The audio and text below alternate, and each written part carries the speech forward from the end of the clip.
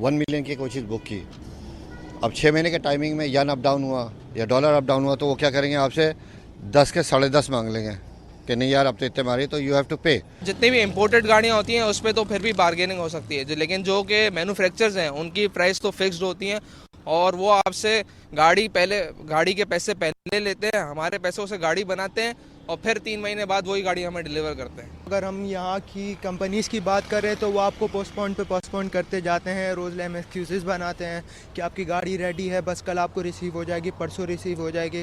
Duty बिल्कुल कम होनी चाहिए, इसलिए कि पाकिस्तानी गाड़ियाँ जो है वो वैसी नहीं चलती जैसे बाहर की गाड़ियाँ चलती हैं। वेलकम बैक जी। ऑटो इंडस्ट्री, मोटर इंडस्ट्रीज के हवाले से बात हो रही है। चक्कर साहब, सवाल तो खैर बेतहाशा है, वो फ्रस्ट्रेशन इतनी हो चुकी है क्योंकि मौका बड़ा कम मिलता है लोगों को समझने में कि वजह क्या है, आखिर क्या पीछे चल रहा है। सर, दो चीजें हमारी मोटर इंडस्ट्री में, शहजाद साहब भी इस बात से बिल्कुल इत्तेफाक करेंगे, एक ऐसी मोटर में प्रोडक्ट जो कि सबसे छोटी गाड़ी तस्वुर भी की जाती है, हर घर की जरूरत भी है, हर घर में देखी भी जाती है, अगर उसी की प्राइस अगर देख ली जाए और सेकंड हैंड जो जापानीज गाड़ी हैं उनकी बात कर ली जाए, जो फैसिलिटीज हैं, जो स्टैंडर्ड्स हैं, जो उसमें देखा जाता है, वो बिल्कुल जमीन आसमान का फर्क है। कितना पूछना मैं ये चाह रहा हूं सर, प्राइसेस का इतना डिफरेंस, पाकिस्तान में रहने वाले प्राइसेस जो है किसी भी प्रोडक्ट के, उससे कई गुना ज्यादा पे कर रहे हैं, ऐसा क्यों है? बाकी मुल्कों में वही चीज या तो पाई नहीं जाती है, इंतहाई कम से अब सस्ती पाई जाती है, उनकी जो स्टैंडर्ड्स हैं वो भी मेंटेन है। अल्लाह माफ करे, जो एक हाई मार्क गाड़ी जो कि अब हम सब जानते हैं इस साल जो लॉन्च भी हुई, लोगों को बड़ी पसंद भी है, लेकिन उसकी जो क्वालिटी है उसको लेकर जो शिकायत आ रही हैं, जिस तरीके से असेंबल करते हुए उसके अंदर जो उनकी जो लोगों को अब कंप्लेंट्स आ रही हैं, इतने पैसे देने के बावजूद भी वो मीट नहीं करते वो स्टैंडर्ड, क्यों? क्या सादगी, क्या शेर है कि मीर की सादगी, तो कैसे सादगी से आपने ये सवाल पूछा। बात यह है कि अगर आप तकरीबन लगातार तवातर से देखेंगे, जो भी गवर्नमेंट आती है ना, वो सबसे पहले ये कहती है कि हमने यूज्ड गाड़ियों की इंपोर्ट की इजाज़त दे देनी है, यानी पहले जो पता वो फेंका जाता है। ये भी आता है मिनिस्ट्री ऑफ प्रोडक्शन से भी आ जाता है और मिनिस्ट्री ऑफ कॉमर्स से भी आ जाता है, लेकिन आहिस्ता आहिस्ता बातचीत चलते चलते सारे राज़ी हो जाते हैं और जैसे जैसे रवाज है इसी तरीके से चलता रहता है। अब बात यह है कि मैं एक मिसाल आपको ये देता हूँ कि इंडिया में भी ये गाड़ियाँ बनती हैं, टोयोटा भी बनती है, होंडा भी बनती है। आप देखें वहाँ पर उन्होंने टेक्नोलॉजी को ट्रांसफ़र किया। मैं सिर्फ आपको प्राइसेस शेयर करता हूँ आपके साथ ताकि ये आपको स्क्रीन पर भी नज़र आती है। ये इस वक्त होंडा गाड़ी है, उनकी उसका नाम है होंडा ब्रायो, अपना नाम है, 4,80,000 रुपये की है, ठीक है। होंडा एमेज 5,70,000 की, होंडा जैज़ 5,98,000 की, होंडा मोबिलो 7,54,000 की, होंडा सिटी सिर्फ 9 लाख रुपए की। ये वो गाड़ियाँ जो इस वक्त आपको अवेलेबल हैं, अगर आप वेबसाइट पर चले जाएं और ख़रीदना चाहें तो इस वक्त ये अवेलेबल है। अब इनकी प्राइसेस हमारी सुजुकी से भी कम है और क्वालिटी भी उतनी स्टैंडर्ड नहीं है जो हमें मिल रही है। वो क्वालिटी इसलिए कि उन्होंने टेक्नोलॉजी को ट्रांसफर किया ना, यहाँ पर तो असेंबली हम बना रहे हैं। ये मैं शफकत साहब इसमें मैं थोड़ा सा इंटरप्ट करना चाहूँगा। जी। हमें सुजुकी मेहरान पिछले 20 साल से दी जा रही है और पेपरों में वो हर साल मॉडल बदल देते हैं, लेकिन चीज़ वही दी जा रही है। कभी उसकी स्टेयरिंग चेंज कर देते हैं, कभी उसकी लाइट चेंज कर देते हैं। आपकी इतला के लिए मैं अर्ज़ करूँ कि जो इंडिया की जो आपने बात की, वहाँ 800 सीसी की जो अल्टो है ना, वो 2,50,000 रुपए की है और 1000 सीसी की जो अल्टो है वो 3,20,000 रुपए की है। और अगर हम पाकिस्तान की गाड़ियों के हिसाब से जो लोकल हमारी असेंबल्ड गाड़ियां हैं, एक तो वो आप ये समझ लें कि वो हमें जो इंडिया में मिल रही है वो 2017 मॉडल मिल रहा है, और ये वो गाड़ी है जो जापान ने 1987, 86, 87 में डिसकंटिन्यू कर दी है। आज तक हमें वो जो है वो मॉडल चेंज कर करके जो है वो गाड़ी दी जा रही है। लोगों से जो पैसा लिया जा रहा है वो 2017 मॉडल का लिया जा रहा है, लेकिन जो लोगों को गाड़ी दी जा रही है वो 1986-87 में जो डिसकंटिन्यू हो चुकी है वो गाड़ी दी जा रही है। अच्छा शहजाद साहब, असल में बात वही मैं कहूँगा। एक सेकंड, मैं आपसे ये पूछना चाहता हूँ, ये तारकीन वतन होते हैं, उनके ज़ेर इस्तेमाल गाड़ियाँ होती हैं 3 साल या 4 साल की, ज़ाहिर है कि वो तो उनके पास तो मुफ्त होती है, वो तो लेकर आना चाहते हैं, उसके ऊपर क्यों पाबंदी? पहले तो थी कि 5 साल तक ले सकते थे, उसको कम करके आप शायद 3 साल कर दिए।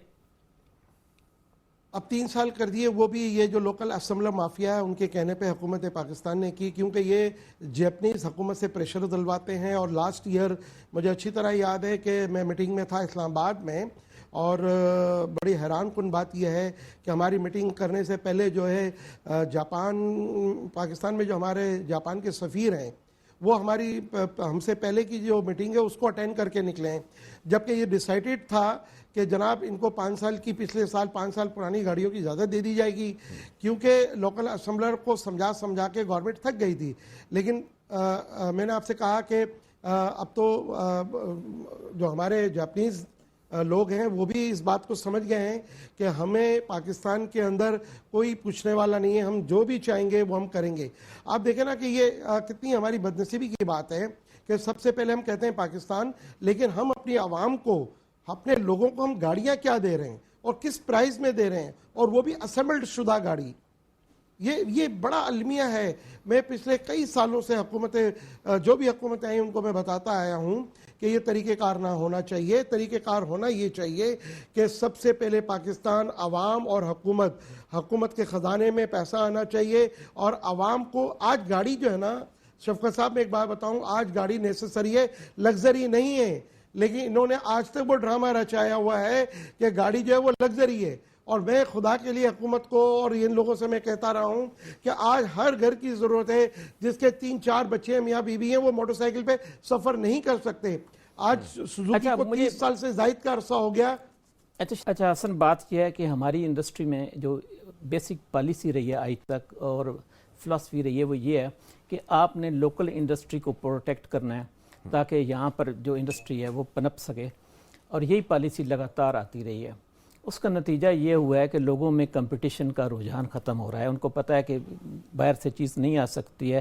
تو آج کہا یہ جاتا ہے کہ سوائے کپڑے کے جو ہم کاٹ شاٹ کر ایکسپورٹ کر دیتے ہیں، کوئی ایک بھی چیز نہیں ہے جو ہم انٹرنیشنل مارکیٹ میں کمپیٹ کر سکے، بیچ سکے. حتیٰ کہ نیڈل تک ہم نہیں بنا سکتے ہیں. اس کی یہ وجہ ہے کہ ہم نے اپنی انڈسٹری کو کرچز کے سہارے کھڑا کرنے کی کوشش کی. اب یہی طریقہ کار یہ ہوا ہے کہ جو آٹو موبائل انڈسٹری ہے، ہم نے یہاں پر ان کو انسینٹیو دیا کہ آپ ادھر آ جائیں، انویسٹمنٹ کر لیں. ان کے ساتھ ایک ہوتا ہے ڈیلیشن پروگرام ہوا کہ آپ نے جو سامان باہر سے خریدنا ہے یا امپورٹ کرنا ہے وہ آہستہ آہستہ کم کر کے یہاں تیار کرنا ہے آپ نے.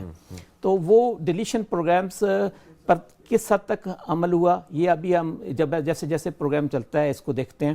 لیکن انجن، چیسز، یہ سارا کچھ بنایا یہاں سے آتا ہے. یہاں ہوتا کیا ہے کہ صرف اس کی اسمبلی ہو جاتی ہے، جو پیچ ہوتے ہیں، جو سیٹیں ہوتی ہیں وہ رکھ دی جاتی ہیں. تو لیکن اس کے ساتھ آپ امپورٹ گاڑیاں جو امپورٹڈ ہوتی ہیں، یوزڈ گاڑیاں ہوتی ہیں، وہ سستی تقریباً ہوتی ہیں. اس کے اوپر پابندی لگا دیتے ہیں. یعنی سب سے پہلے تو اس کے اوپر بڑا ہائی ٹیرف ہے. پہلے تو WTO نے کہا تھا کہ آپ 25% سے کسی چیز کے اوپر ڈیوٹی نہیں لگا سکتے ہیں. انہوں نے ایگزمپشن مانگ لی کہ نہیں، ہماری انڈسٹری کی اس کی ضرورت ہے. اس کے علاوہ کچھ اور چیزیں ہیں جس پر انڈسٹری ہے، جیسے کاسٹک سوڈے پر پروٹیکشن دی ہوئی ہم نے. تو اس کی وجہ سے اس وقت اگر آپ نے سوزوکی بھی منگوانی ہو تو اس پر $5,500 ڈیوٹی ہے. یہ ڈیوٹی جیسے جیسے اس کی کیپیسٹی بڑھتی جاتی ہے، یہ بڑھ کر $18,000 تک بھی پہنچ جاتی ہے. اب یہ بات ہے، اب اس کے ہم یہ پوچھتے ہیں کہ اس وقت جو بڑے سنجیدہ ہمارے اخبارات ہیں انہوں نے کہا جی اگر آپ نے گاڑی آج خریدنی ہو تو 6 مہینے کے بعد آپ کو اس کی ڈیلیوری ملے گی. سر، اور میں جو ہمارے گیسٹ ہیں ان کا بھی میں تعارف یہاں پہ میرے خیال سے کرا دوں. شہزاد صاحب نے ہمیں جوائن کیا، آپ چیئرمین ہیں آل پاکستان آبرجو ایسوسی ایشن کے، اور جتنے بھی یہ سوالات ہیں جو کہ خدشات کا بھی ہم اظہار کر رہے ہیں، ہماری کوشش ہوگی کہ سر سے ہم جاننے کی کوشش کریں گے. شفقت صاحب، آپ جو سوال ریز کرنا چاہتے ہیں شہزاد صاحب کے لیے.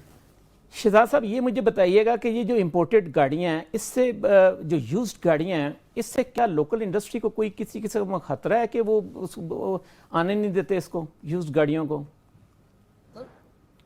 دیکھیں شفقت صاحب، میں آپ کو بتاؤں بالکل بھی خطرہ نہیں ہے، بلکہ ہم تو ان کا ہاتھ بٹا رہے ہیں. میں صرف تھوڑا سا آپ کو بتا دوں کہ ہمارے ملک کی ضرورت کیا ہے. ہمارے ملک کی ضرورت ہے 5.5 لاکھ گاڑیاں، 2.25 اور 2.5 لاکھ کے قریب یہ اسمبلڈ کر رہے ہیں. 60-70 ہزار گاڑیاں ہم یوز کار امپورٹ کر رہے ہیں. اچھا، یہ تقریباً شہزاد صاحب ایک سیکنڈ، آپ نے لفظ استعمال کیا کہ اسمبلڈ کریں، یعنی یہ مینوفیکچرنگ نہیں کرتے، اسمبلی کرتے ہیں یہاں پر؟ نہیں، یہ مینوفیکچر نہیں ہے. میں آپ کو وہی، جب آپ کے جو بہت سارے سوالات ابھی آپ بات کر رہے تھے تو میرے ذہن میں وہ باتیں آ گئی ہیں کہ ہمارے ملک میں ڈیلیشن پروگرام جو ہے وہ ختم کر دیا گیا ہے. ہمارے لیے بڑی بدنصیبی کی بات یہ ہے کہ جو سوزوکی کے ساتھ ڈیلیشن پروگرام پر 1984-85 میں سائن ہوا تھا اور اس میں ویری کلیئرلی لکھا ہے کہ آئندہ 5 سال بعد ٹرانسفر آف ٹیکنالوجی ہمارے ملک میں آئے گی، یعنی 90-91 میں یہ ہمارے ملک میں مینوفیکچرنگ ہو جانی چاہیے تھی، لیکن ہماری بدنصیبی رہی اور جو بھی حکومتیں وقت آتے رہے وہ ان کو مراد دیتے چلے گئے اور وہ آخر کار جو ہے وہ ہمیں ڈیلیشن پروگرام کو ختم کرنا پڑا. اچھا اب شہزاد ہمارے صاحب، ملک میں ٹریڈنگ ہے. آپ سے پوچھتے جائے نا کہ ہر حکومت آتی جائی وہ ان کو مراد دیتی رہی، اس کی مجبوری کیا تھی کہ وہ مراد ان کو دیتی رہی؟ بات یہ ہے کہ مراد تو دو ہی شکلوں میں دی جاتی ہے کہ یا تو وہ کچھ وزراء کی اپنی انڈسٹری ہو یا پھر بیک چلتا ہو. تو یہاں وہ بیک چلتا رہا اور یہ 3 لوکل اسمبلر جو جاپنی مافیا ہے یہ لوٹ مار کرتے رہے اور یہ اس قدر لوٹ مار کرتے رہے کہ اگر آپ دیکھیں کہ ان کا آپس میں کوئی کمپٹیشن نہیں ہے. ان کی اجارہ داری یہاں تک قائم ہے کہ جو سوزوکی بناتا ہے وہ ٹوئٹا نہیں بناتا، جو ٹوئٹا بناتا ہے وہ ہونڈا نہیں بناتا. انہوں نے کہا جی ادھر کوئی آ ہی نہیں سکتا، نہ ہم کسی کو آنے دیں گے، جتنا لوٹنا ہے لوٹیں. دیکھیں بزنس مین بزنس کریں، ہمیں کوئی گلا نہیں ہے، کوئی شکوہ نہیں ہے، لیکن اب لوٹ مار آج یہ اتنا برا دور چل رہا ہے شفقت صاحب کہ لاسٹ اگر میں 35 سال کا آپ کو اگر اس کی پوری آٹو موبائل کی اگر میں یہ لوکل اسمبلروں کی کارکردگی دکھاؤں اور آج میں آپ کو یہ کہوں کہ پاکستان میں اسمبلڈ ہونے والی گاڑی کوئی بھی گاڑی آج کمپنی پرائز میں موجود نہیں ہے.